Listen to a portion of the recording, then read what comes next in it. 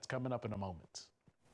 Thank you, Ben. We are living in the digital age, and most people these days do have some form of social media, but it also means that a child does have access to the internet, and oftentimes it's now being introduced at a much younger age. Oh yeah, it seems like younger and younger each day. And of course, this type of access presents potential risks to our younger kiddos and their development issues and of course their overall well-being. Our Noel Jalil joins us this morning in studio to tell us about internet safety. Ellie and Carmen, there are great risks when it comes to social media and exposure to the internet, and this risk is even higher for school-age kids. And the widespread adoption of smartphones and the rise of new apps bring new challenges to a child's online presence and their safety. And many people have a false sense of security when it comes to social media, despite the identifying information that they put online.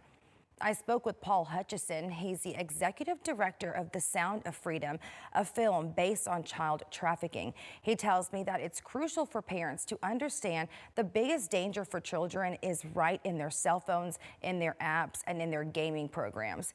He says that this is how predators target children, and there is an over 300% increase in sextortion scams in the last few years alone. And they target children as young as 12 years old.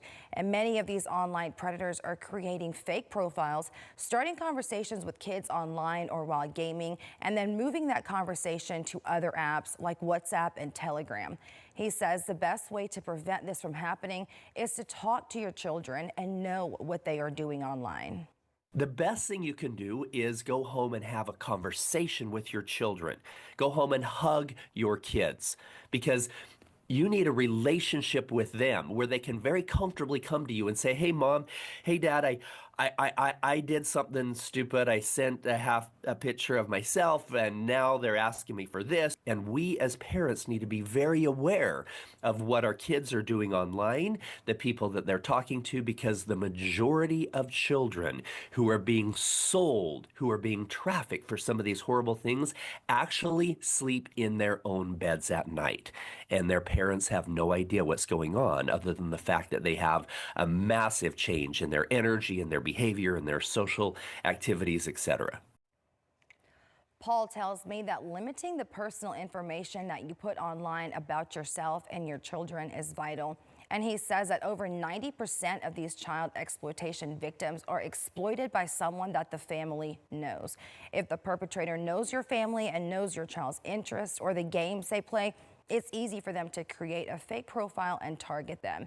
And if your child is on social media, encourage them to keep a small online community only with people that they know in real life, and to remind them of the dangers of sending photos and personal information, and to report anything that makes them uncomfortable or becomes dangerous.